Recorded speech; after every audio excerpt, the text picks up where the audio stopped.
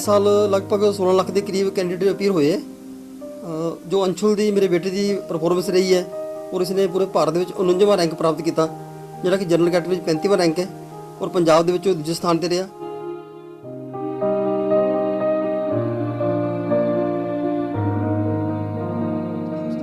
इदा चलते गए टीचर का बहुत सपोर्ट रहा तो जी सफलता साढ़े टीचर का बहुत योगदान रहा।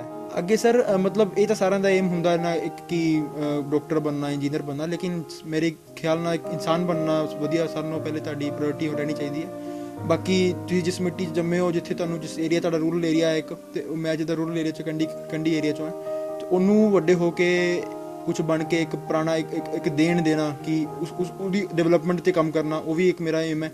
बाकी सर कुछ डॉक्टर बन के आप उस फील्ड काम करके कुछ इदा की बीमारी जिसका इलाज अज तक नहीं आया, एड्स वर्गी बीमारी उहदा इलाज करना मेरा एम है।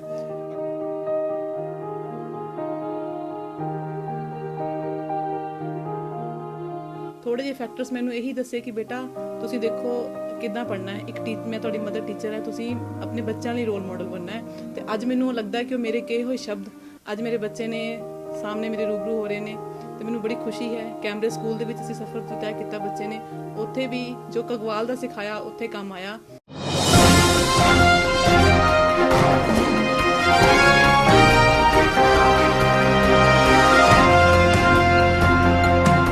नमस्कार दोस्तों, मैं अशोक चोपड़ा, आप देख रहे हैं सिटी हलचल। होशियारपुर के हाजीपुर ब्लॉक के से संबंध रखने वाले अंशुल राणा ने मेडिकल प्रवेश परीक्षा नीट में राष्ट्रीय स्तर पर 35वां जबकि प्रदेश स्तर पर दूसरा स्थान प्राप्त कर अपने परिजनों, शिक्षकों व जिला होशियारपुर का नाम पूरे भारत में रोशन किया है। भविष्य में एक कुशल सर्जन बन अंशुल देश की सेवा करना चाहता है। मेडिकल प्रवेश परीक्षा नीट में देश भर से जहाँ 16 लाख के करीब बच्चों ने टेस्ट दिया था, जिनमें से होशियारपुर की हाजीपुर ब्लॉक के गांव सवार में रहने वाले अंशुल राणा ने राष्ट्रीय स्तर पर जनरल रैंक में 35वां जबकि प्रदेश स्तर में दूसरा स्थान प्राप्त कर स्कूल, अभिभावकों व जिला भर का नाम रोशन किया।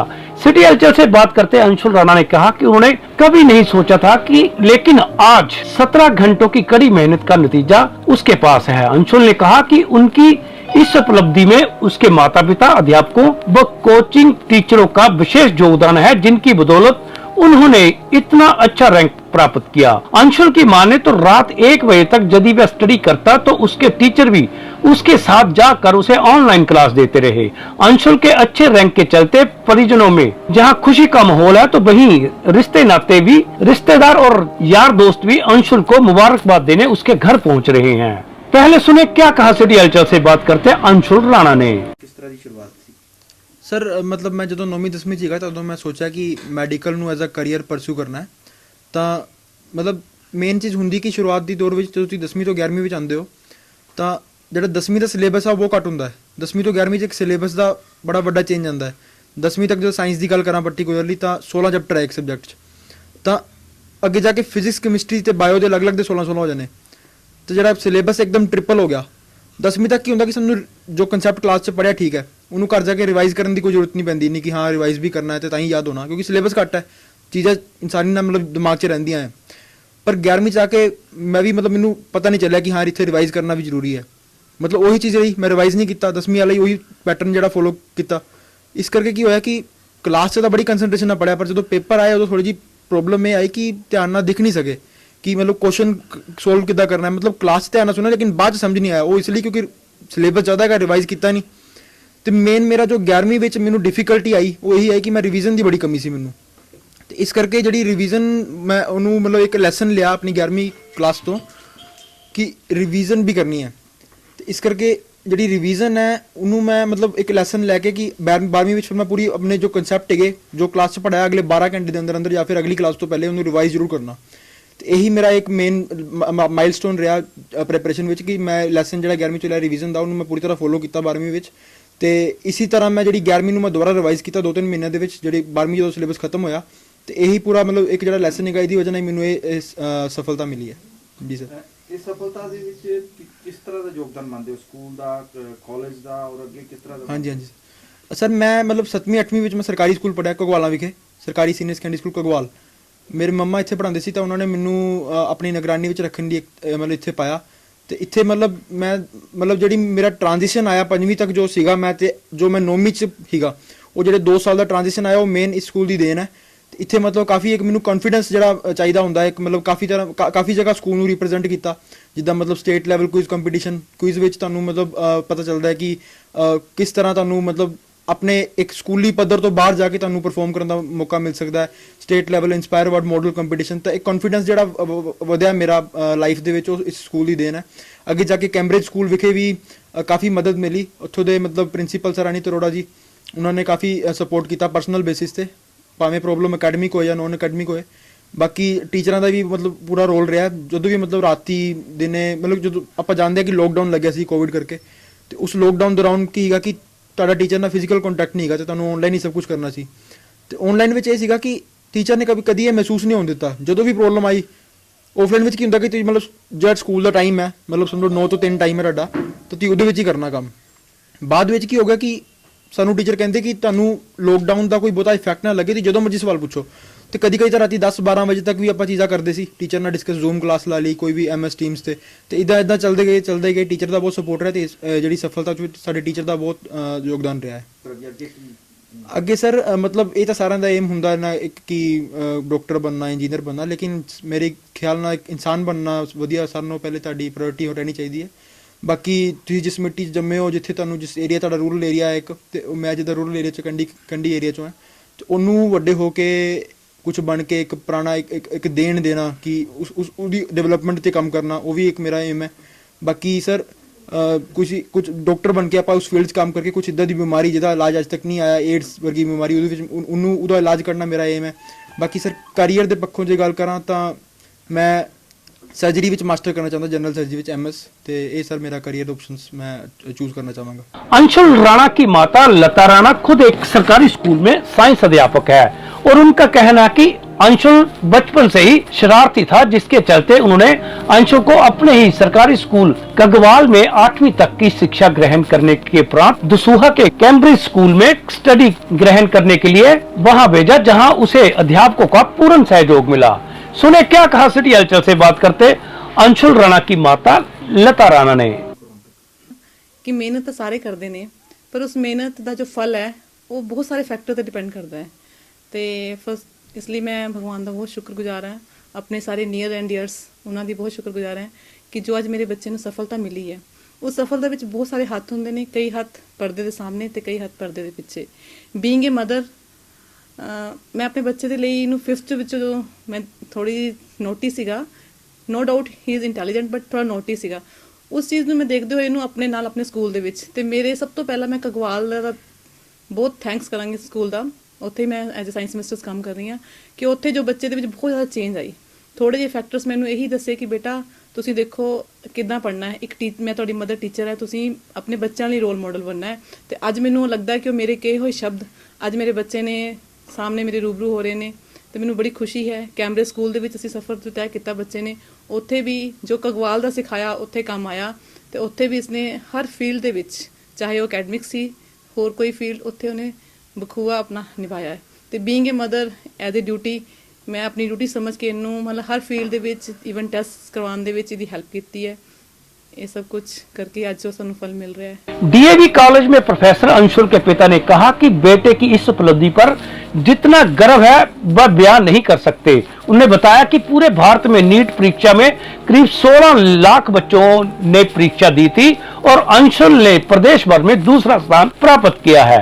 सुने क्या कहा सिटी हलचल से बात करते अंशुल राणा के पिता ने। ਐਕਚੁਅਲੀ ਹੁਣ ਇਸ ਵੇਲੇ ਜੋ ਨੀਟ ਐਗਜ਼ਾਮ ਹੋਇਆ ਪੂਰੇ ਭਾਰਤ ਦੇ ਵਿੱਚ, ਇਸ ਸਾਲ ਲਗਭਗ 16 ਲੱਖ ਦੇ ਕਰੀਬ ਕੈਂਡੀਡੇਟ ਅਪੀਅਰ ਹੋਏ ਹੈ। ਜੋ ਅੰਸ਼ੁਲ ਦੀ ਮੇਰੇ ਬੇਟੇ ਦੀ ਪਰਫਾਰਮੈਂਸ ਰਹੀ ਹੈ ਔਰ ਇਸਨੇ ਪੂਰੇ ਭਾਰਤ ਦੇ ਵਿੱਚ 49ਵਾਂ ਰੈਂਕ ਪ੍ਰਾਪਤ ਕੀਤਾ, ਜਿਹੜਾ ਕਿ ਜਨਰਲ ਕੈਟੇਗਰੀ ਵਿੱਚ 35ਵਾਂ ਰੈਂਕ ਹੈ ਔਰ ਪੰਜਾਬ ਦੇ ਵਿੱਚ ਉਹ ਦੂਜੇ ਸਥਾਨ ਤੇ ਰਿਹਾ। ਇਹ ਇਸ ਦਾ ਜਿਹੜਾ ਕ੍ਰੈਡਿਟ ਹੈ ਇਸ ਦੀ ਮਿਹਨਤ ਔਰ ਇਸ ਦੇ ਸਕੂਲ ਦੇ ਟੀਚਰ ਨੂੰ ਜਾਂਦਾ। ਮੈਂ ਮੰਨਦਾ ਵੀ ਜਿਹੜਾ ਇਸਨੇ 2 ਸਾਲ ਸਰਕਾਰੀ ਸੀਨੀਅਰ ਸੈਕੰਡਰੀ ਸਕੂਲ ਘਗਵਾਲ ਵਿੱਚ ਲਗਾਏ, ਉਸ ਤੋਂ ਇਹਦਾ ਬੇਸ ਬਣਿਆ। ਐਕਚੁਅਲੀ ਇਸ ਐਡੀ ਮੰਜ਼ਿਲ ਪਹੁੰਚਣ ਦੇ ਲਈ ਕੋਈ ਨਾ ਕੋਈ ਬੇਸ ਦੀ ਬਹੁਤ ਜ਼ਰੂਰਤ ਹੁੰਦੀ ਹੈ। ਤਾਂ ਉਸ ਸਕੂਲ ਦੇ ਵਿੱਚੋਂ ਇਹਨੇ ਇੰਸਪਾਇਰ ਅਵਾਰਡ ਦੇ ਲਈ, ਕਿਊਜ਼ ਕੰਪੀਟੀਸ਼ਨ ਦੇ ਲਈ ਆਪਣੇ ਸਕੂਲ ਨੂੰ, ਬਲੋਕ ਨੂੰ ਔਰ ਡਿਸਟ੍ਰਿਕਟ ਨੂੰ ਰਿਪਰੈਜ਼ੈਂਟ ਕੀਤਾ ਸਟੇਟ ਵਾਸਤੇ, ਔਰ ਬਹੁਤ ਸਾਰੇ ਹੋਰ ਵੀ ਕਈ ਤਰ੍ਹਾਂ ਦੇ ਮੁਕਾਬਲੇ 'ਚ ਭਾਗ ਲਿਆ ਨੇ, ਜੋ ਇੱਕ ਕੌਨਫੀਡੈਂਸ ਲੈਵਲ ਹੈ ਉੱਥੋਂ ਵਧਿਆ। ਫਿਰ 9th ਵਿੱਚ ਅਸੀਂ ਇਹਨੂੰ ਕੈਂਬਰਿਜ ਇੰਟਰਨੈਸ਼ਨਲ ਸਕੂਲ ਦਸੂਹਾ ਵਿੱਚ ਦਾਖਲ ਕਰਵਾ ਦਿੱਤਾ। ਉੱਥੇ ਜਾ ਕੇ ਵੀ ਇਹਨੇ ਆਪਣੀ ਅਚੀਵਮੈਂਟ ਨੂੰ ਜਾਰੀ ਰੱਖਿਆ ਔਰ ਅੱਗੇ ਤੋਂ ਅੱਗੇ ਵਧਦਾ ਗਿਆ, ਚਾਹੇ ਇਹਦੇ ਸਕੂਲ ਲੈਵਲ ਦੇ ਅਕੈਡਮਿਕ ਐਗਜ਼ਾਮ ਹੋਣ ਜਾਂ ਹੋਰ ਕਿਸੇ ਤਰ੍ਹਾਂ ਕੰਪੀਟੀਟਿਵ ਐਗਜ਼ਾਮ ਜਾਂ ਕੋਈ ਹੋਰ ਬਾਹਰੀ ਇੰਸਟੀਚਿਊਟ ਨਾਲ ਸੰਬੰਧਿਤ ਕੋਈ ਕੰਪੀਟੀਟਿਵ ਐਗਜ਼ਾਮ ਜਾਂ ਕੰਪੀਟੀਸ਼ਨ ਹੋਣ, ਉਹਦੇ 'ਚ ਭਾਗ ਲੈਂਦਾ ਰਿਹਾ ਔਰ ਅੱਛੀ ਇਸ ਦੀ ਪਰਫਾਰਮੈਂਸ ਰਹੀ। ਨੀਟ ਦੇ ਲਈ ਪੂਰੀ ਤਰ੍ਹਾਂ ਲਗਨ ਔਰ ਮਿਹਨਤ ਨਾਲ ਇਸਨੇ 2 ਸਾਲ ਪੜ੍ਹਾਈ ਕੀਤੀ ਔਰ ਉਸ ਦਾ ਨਤੀਜਾ ਸਾਡੇ ਸਾਰਿਆਂ ਦੇ ਸਾਹਮਣੇ ਹੈ। ਔਰ ਮੈਂ ਇਹ ਗੱਲ ਮੰਨਦਾ ਵੀ ਜਿਹੜਾ ਬੱਚਾ ਜ਼ਿੰਦਗੀ ਵਿੱਚ ਮਿਹਨਤ ਕਰਦਾ ਔਰ ਲਗਨ ਦੇ ਨਾਲ ਆਪਣੀ ਮੰਜ਼ਿਲ ਵੱਲ ਵੱਧਦਾ ਔਰ ਉਸ ਨੂੰ ਸਫਲਤਾ ਉਸਦੇ ਕਦਮ ਚੁੰਮਦੀ ਹੈ और उसने कदे कोई सफल होने के लिए रोक नहीं सकता। सरकारी स्कूल के प्रधानाचार्य रजनीश ने क्या कहा, सिटी हलचल से बात करते जे भी सुने। ਸਭ ਤੋਂ ਪਹਿਲਾਂ ਮੈਂ ਜਿਹੜਾ ਇਹ ਕ੍ਰੈਡਿਟ ਹੈ ਇਹਦੀ ਬੱਚੇ ਦੀ ਮਦਰ ਨੂੰ ਦਿਆਂਗਾ। ਉਹਦਾ ਕਾਰਨ ਕੀ ਹੈ ਕਿ ਇਸ ਮਦਰ ਨੇ, ਮੈਂ ਜਦੋਂ ਦਾ ਇਸ ਸਕੂਲ ਦੇ ਵਿੱਚ ਹੈਗਾ, ਇਹਨੇ ਅੱਜ ਦਿਨ ਤੱਕ ਕੋਈ ਆਪਣਾ ਪੀਰੀਅਡ ਮਿਸ ਨਹੀਂ ਕੀਤਾ। ਕਿ ਜਦੋਂ ਤੁਸੀਂ ਕਿਸੇ ਦੇ ਬੱਚੇ ਨੂੰ ਮਤਲਬ ਕਰਵਾਉਂਦੇ ਹੋ ਤਾਂ ਆਪਣੇ ਆਪ ਹੀ ਪ੍ਰਮਾਤਮਾ ਤੁਹਾਨੂੰ ਉਹਦਾ ਰਿਵਾਰਡ ਦਿੰਦਾ। ਇਹ ਮੈਂ ਐਗਜ਼ਾਮਪਲ ਦਿੱਤੀ ਹੈ ਮਤਲਬ, ਔਰ ਮੈਂ ਆਪਣੇ ਸਾਰੇ ਟੀਚਰਾਂ ਨੂੰ ਵੀ ਇਹ ਦੱਸਿਆ, ਮੈਂ ਕਿ ਇਸ ਔਰਤ ਨੇ ਜਦੋਂ ਦੀ ਇਹ ਸਕੂਲ ਦੇ ਵਿੱਚ ਆਈ ਹੈ, ਇਸ ਔਰਤ ਨੇ ਇੰਨਾ ਕੁ ਪੜ੍ਹਾਇਆ ਬਾਕੀ ਬੱਚਿਆਂ ਨੂੰ, ਜਿਹੜੇ ਵੀ ਬੱਚੇ ਉੱਥੇ ਆਉਂਦੇ ਰਹੇ ਉਹਨੂੰ ਆਪਣਾ ਬੱਚਾ ਮਤਲਬ ਸਮਝਿਆ। ਤੇ ਕਰਮ ਦੀ ਥਿਊਰੀ ਮੈਂ ਸੁਣਦਾ ਜ਼ਰੂਰ ਸੀਗਾ, ਪਰ ਉਹ ਮੈਨੂੰ ਆਪ ਦਿਖਾਈ ਦਿੱਤੀ ਹੈ, ਤਾਂ ਮੈਂ ਜ਼ਿਆਦਾ ਸ਼੍ਰੇ ਜਿਹੜਾ ਹੈ ਮਤਲਬ ਇਹਦੀ ਮਦਦ ਨੂੰ ਦਿੰਦਾ। होशियारपुर से सिटी हलचल के लिए किरण अग्निहोत्री की रिपोर्ट।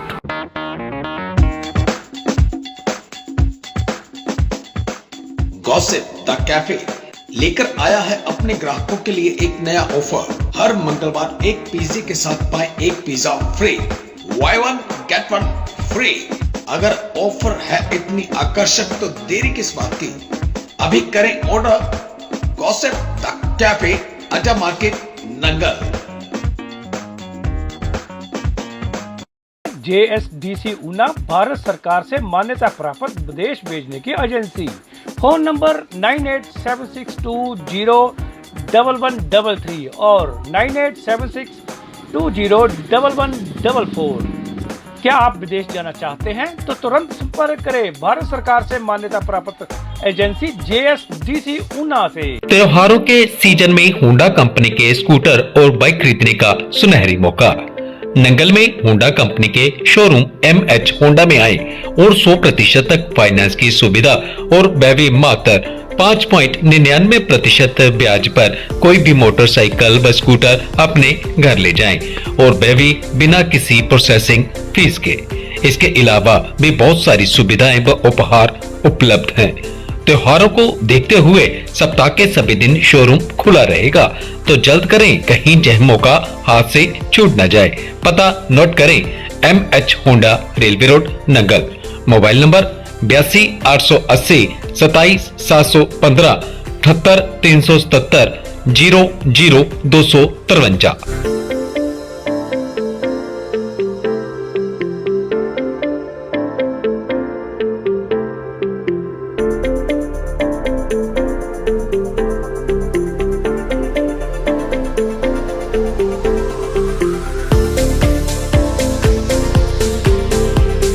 खुशखबरी, खुशखबरी, खुशखबरी। त्योहारों की उमंग सोनी सुजुकी रेलवे रोड के संग। सोनी सुजुकी पर आओ और सुजुकी कंपनी की कोई भी गाड़ी मात्र 5151 रुपए देकर अपने घर ले जाओ। इसके अलावा CSD सुविधा, हर खरीद पर निश्चित उपहार, एक्सचेंज पर 1000 रुपए का बोनस, 10,000 रुपए तक के इंश्योरेंस के अलावा पाओ और भी बहुत सारे उपहार। तो महा बचत का मौका हाथ से जाने ना दे। ध्यान दें, नंगल सहित श्री अनंतपुर साहिब व रूपनगर में भी हमारे शोरूम उपलब्ध है। तो अभी नोट करें हमारे मोबाइल नंबर 97 812 046 62, 97 801 66 062।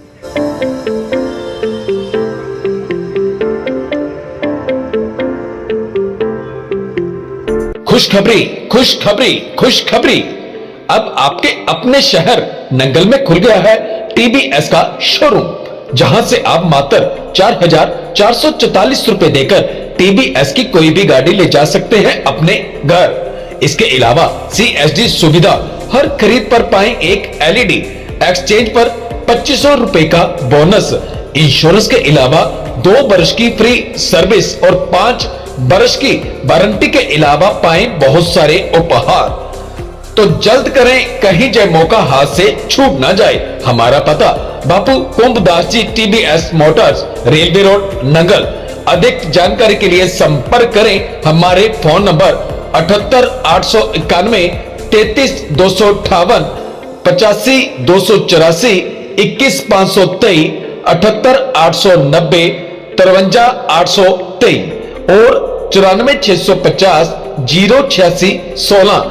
ध्यान दें, नंगल के अलावा कीरतपुर साहिब व जिला ऊना के अंब में भी हमारे शोरूम उपलब्ध हैं।